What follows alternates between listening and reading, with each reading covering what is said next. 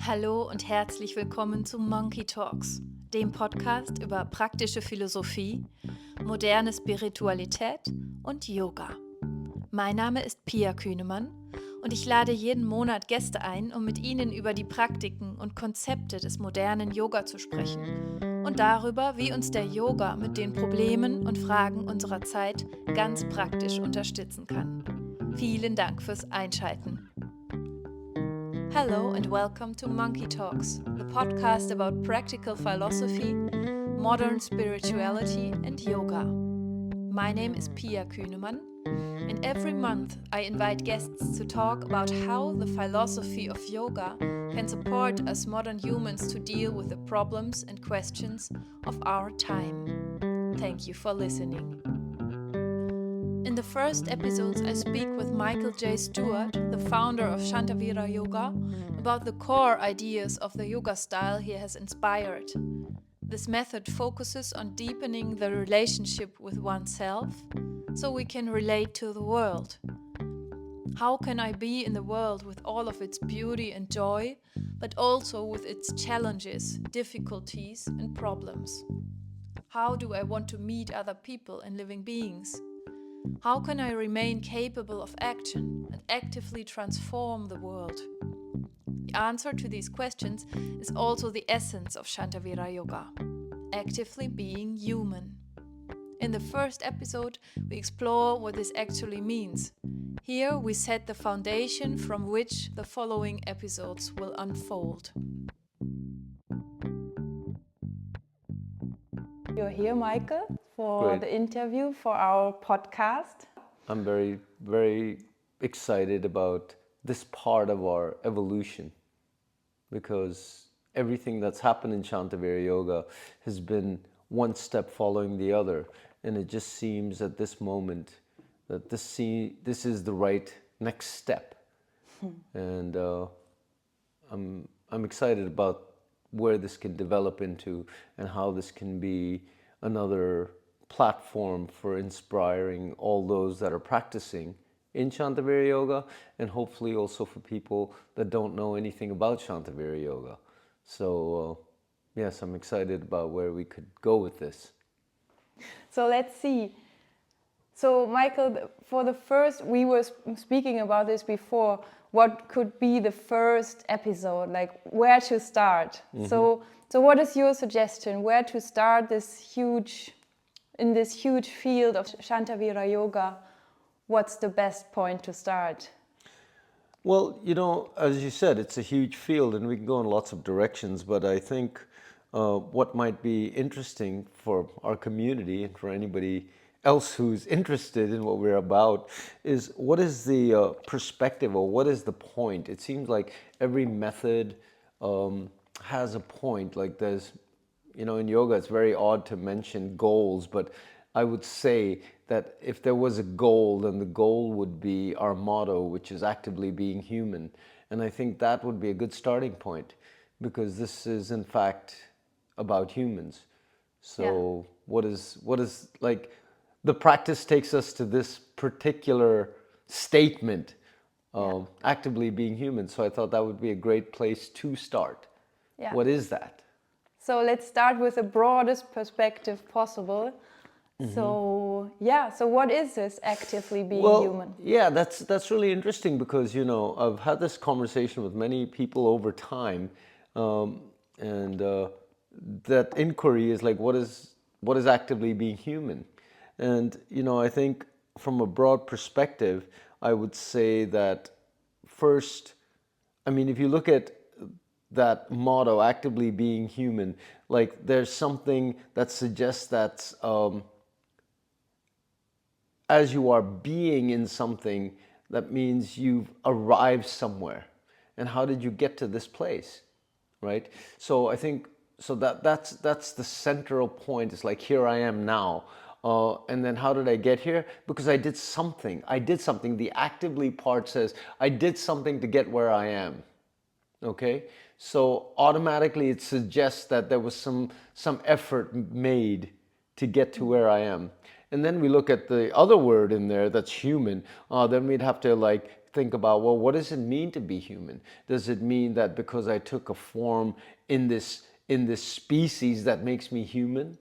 Well, I guess on some perspective you could say yes. From this perspective, from the Shanta Vira Yoga perspective, just because you were born in this species, I feel like there's one more piece that's required for you to really be in your human condition. And that is, what do you do with the possibility of being born in this species? And some of us, at least us in this conversation, perhaps some people listening, I would say are quite fortunate about where we were born, how we were born. So in some way, we're maybe quite a small percentage of people that are quite fortunate about how we were born and where we were born and where we are at right now. And some of that had nothing to do with us. So how did we get to this amazing place that we can explore things that most people in the world have no opportunity to look into? So this to me is like, when we realize that we have come to a fortunate place, what do we do then? That's that part of actively being human. How do I continue in my humanity to develop first myself? And the point of that is, you develop yourself in some way, so you can be the most complete possibility of yourself. Not to say you're less than, but we have potential. So where does that potential take us? What is the possibility of where we might go? So that I think is really important to recognize. Well, these are possibilities in front of me, and then what do I do with that? So I think first it's about you, developing you, and then once you feel like, okay, I'm in a position finally with myself, basic needs taken care of, right? The house is there, the food is in the belly, and there's some basics provided for, and now what do I do? And what do I do first for myself, those closest to me, but then what do I do for the world around me? This is where it becomes an interesting project. And sometimes when we are people inspired to do something positive for the world, we often think of it in a very big picture. And what I'm suggesting here in Shanta Vira Yoga is just do something for what you see in front of you that's needed. And this really comes back to, what the inspiration from the Bhagavad Gita: do what's necessary in front of you. So it could be, every day you go out and you smile at the person who's the homeless guy sitting at the corner of your street. And maybe that's enough. Or you might be that person who goes, okay, I'm going to go and I'm going to try and save every extinct species. If that's your calling, then go do that. But look a little beyond your own needs, and then you can start to serve a world that has been serving you from the time you were born, especially us who are quite fortunate. So there's a lot of possibilities there. Yeah. So do I understand you right, that the human part of the actively being human is like understanding to be a human as part of Humanity, like, to be part of humanity. Exactly. So to get the whole picture in understanding that. Yes. Yeah. It's like, first recognize you in yourself, and then recognize yourself in relation to every other. Yeah. Because we're part of a something. Yeah.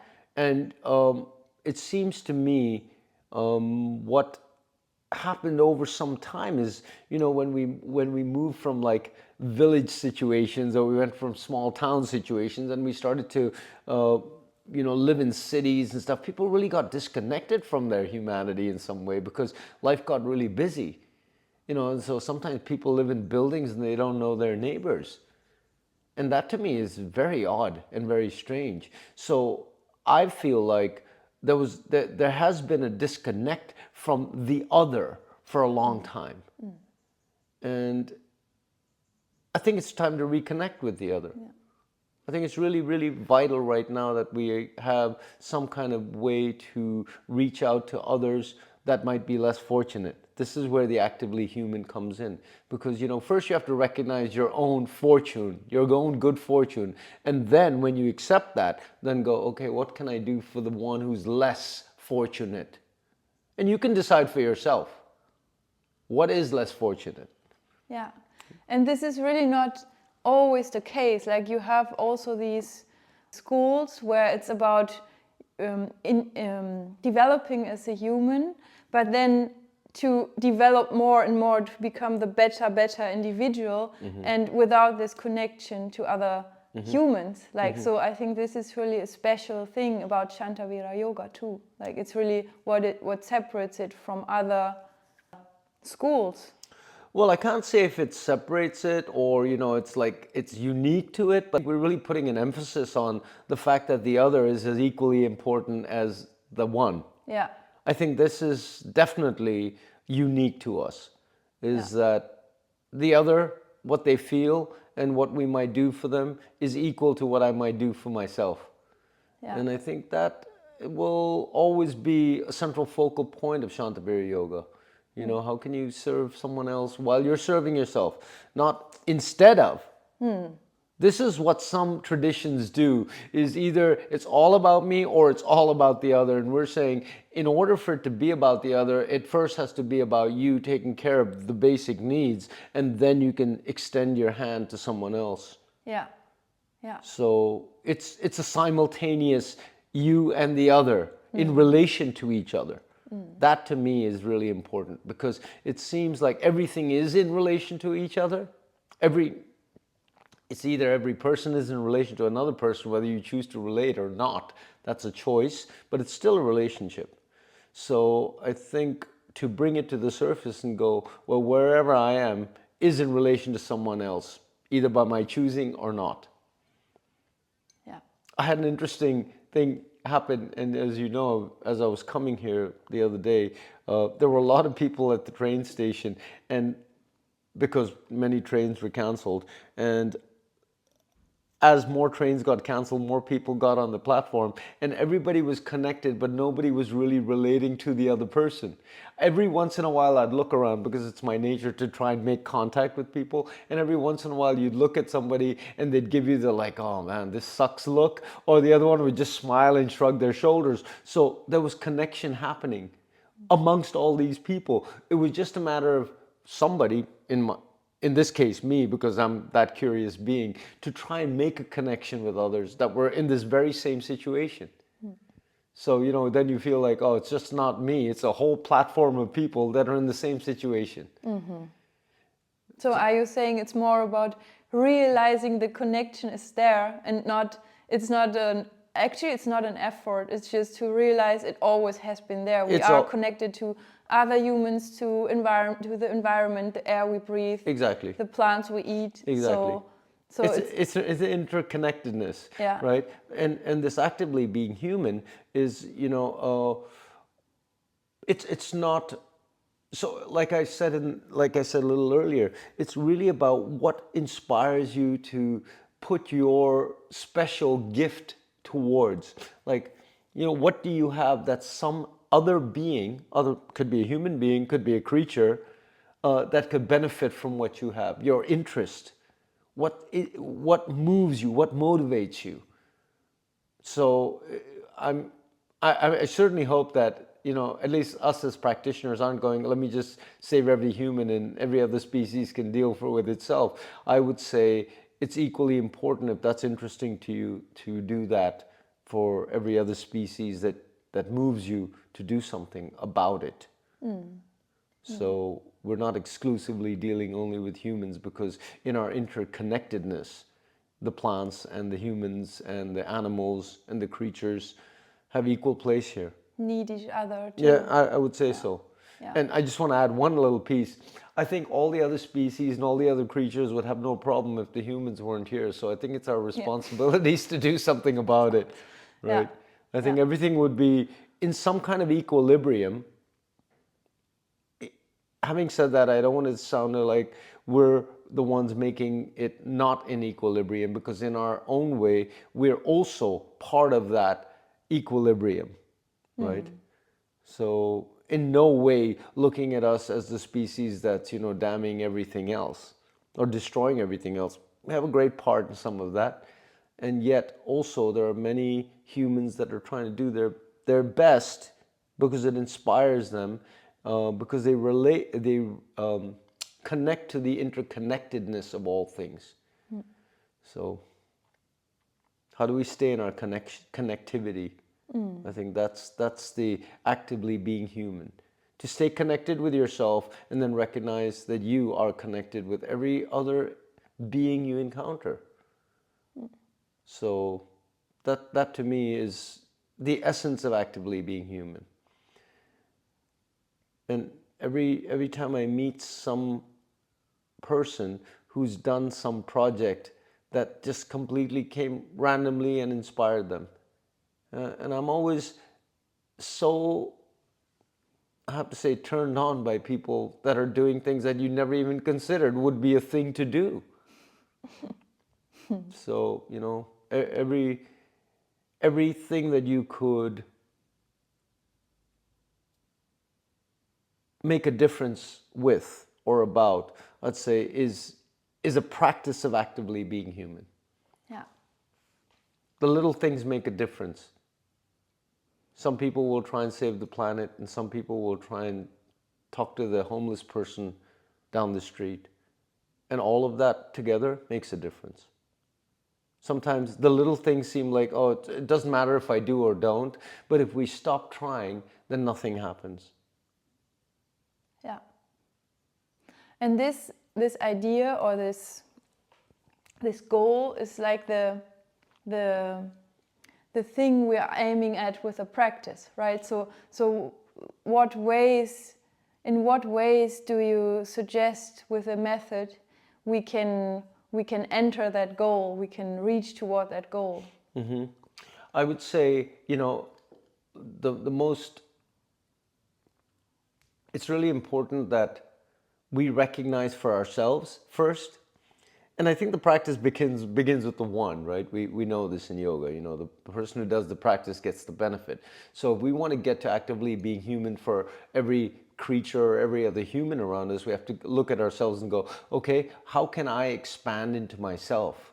How can I expand into my possibilities? And then from that point, we can start to see, well, how can I expand into the other? So, it's a continuum of work with you first, and then I suggest through the practices, you will know what it is you have to expand to with the other. So, it's like the easy answer would be for me to go, oh, first you do this and then you do this. And I'm saying it's not easy because we're humans and we're complex. So look at yourself, figure out how you can expand into your possibilities. Then you'll be able to see, how can I expand into the community? So it really comes from the one, like the one being the bindu, the central point from where the expansion occurs. So, it feels to me that when you get to that place of fullness, in Sanskrit it would be purna, this feeling of full, then you would know what needs to be done. Because I really believe inherently humans have the capacity to do amazing things, just like we have the capacity to do horrible things. Well, we have a capacity. Incredible capacity. And if we can look at our fullness, then we can see where others can be nurtured by that. If this is the goal. Yes. And this is a really unique thing, I guess, because we have so many, that's like, I repeat this point now, but I think it's really vital that what you started with, that like, what surrounds us is so centered on the individual and on individualism. Like our lives, at least here where we live right now, it's really centered on that, and the connections are so cut off most of the times that it's really vital to take up this goal, to keep it up, and to keep it as the goal, as the focus point of our practice, because I think exists so much practice without the goal. Like the practice itself without the goal takes me somewhere, but where? So it's really the vital point. Yeah, I think, this is why we emphasize it so often. I mean, it sounds cool, actively being human, but we talk about it a lot within the community. What does that mean? Like, how am I doing that? Yeah. Well, first of all, when somebody says that they want to do something and they're not doing something for themselves, I'm like, you're not really doing it. You're feeding some part of your ego that says, I'm going to save somebody or save something, but I'm going to ignore myself. That's not possible. It's really not possible. It's like two people drowning and they're trying to save each other. Work on the one not drowning, and then that person can possibly reach out to someone else. So for us in our community, when we meet and we talk about practices and stuff, it's like, well, where are we going with this? And this continuum, and I hope this podcast brings it to our community, that this must stay as a central point of our discussion. Why are we here? What's the point? And the point, actively being human. Do something because you're fortunate. Do something because you were lucky enough to get these practices. Do something because you were fortunate to be born in the first world. Right? So do something because you recognize your good fortune. And sometimes we don't. We just don't. We just take it for granted. Yeah, and we also feel bad for some good reasons. Exactly. But still, it's good to remind ourselves that some of the things we have are not selbstverständlich. Available to everybody. Yeah. Exactly. Yeah, it's because it's our norm. Yeah. Right. So I think the practices really prepare us to ask those questions. What's needed out there? Because we first look in and go, well, what's needed in here? And if we really do that effectively, we will know what's needed out there. Because we'll start to recognize, oh, like I'm fortunate this way, this way, this way, this way. And I look around me in the world and go, oh, well, they're not. They're not as fortunate. Oh, so now what can I do with that? This is why I keep saying, look in to look out. Because the world you see, this is what my teacher Ma Parvati always says, and her teacher Amritananda always says, the world you see is the world that you are. You see what you are. So if you see fullness inside you, you'll see fullness around you, and maybe some of that fullness needs you to make it full.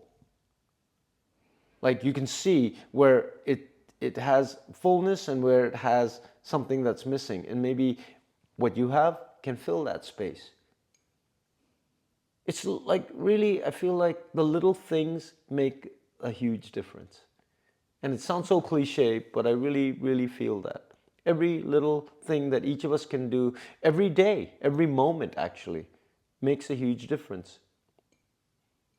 And that's such a beautiful and also freeing perspective for the mind. Yeah, I think so, because, a lot of times what I encounter is when people go, I don't know what to do. Okay, well, what's the littlest thing you could do? Start there. The first step. Exactly, just take one little step. Yeah. And I keep using the analogy of the homeless person on the street, because I think what I see a lot of times when I encounter homeless people on the street, people who have, addiction problems or whatever brought them to that state where they're living out there, is what I notice is they become invisible. And as soon as they become invisible, for them, I think, well, I don't have to think because I was not far from that position in my life at some points, is that there's no extension of a hand from the outside. And you can see it in their eyes. If you go by and you make eye contact, and for some of us, it's scary to make eye contact with those people, and we should ask ourselves why. Why is it difficult to look at someone who's completely stinking of piss when you walk by them? Why is it difficult to make eye contact? We should ask that question. And so to go further, what I recognize is when they can feel through a gaze, a look, an extension of a hand, maybe that's the moment in their life they decide to make the change. And what I'm saying here is, Sometimes we get to those places where they are, and it feels like it's completely out of control. But maybe that look reminds them of their humanity, and that will be the starting point where they'll seek to get help, to get out. So those little things I really know make a difference. So everybody who wonders, well, what could I do? Look at a homeless person. Because there's a lot, we don't have to imagine it. It's all around us all the time. So we wonder, how did that happen? So the little things, again, make a difference. A smile, a look, give someone a seat, help somebody, do something small. And I think that's the deal. And the unfortunate thing is life is moving so fast. Sometimes we don't have time for ourselves. This is why I keep saying, start with you. When you can make time for you, maybe you can make time for the other. You can't make time for the other if you haven't done it for yourself. If you aren't caring about you, your environment, the people around you, it's very hard to extend a hand because you haven't seen it in you yet. Yeah, you have those things around your eyes. Blinders. Yeah, blinders, and you cannot even see Exactly. them probably. Exactly. Yeah. So do the little thing for yourself, and then do the little thing for the other. That is key. And it's a daily practice. So sometimes I encounter people and they say, I don't have time to do yoga. And I wonder what that could mean for them. Yeah, That could be another topic for another discussion. Yeah. What does it mean to do yoga? Yeah. Right. So in this method in Shanta Vira Yoga, do something for the other. Begin with yourself and then do something with the other, for the other, and then there's a purpose. Then life has a purpose. Good. Yeah, So that was the first. that was the first. I think that's it for now. Okay, wonderful. And We'll thank you very continue. much. We will continue. And now we know the broadest picture of Shanta Vira Yoga, and we will get into it. Yes. So thank you.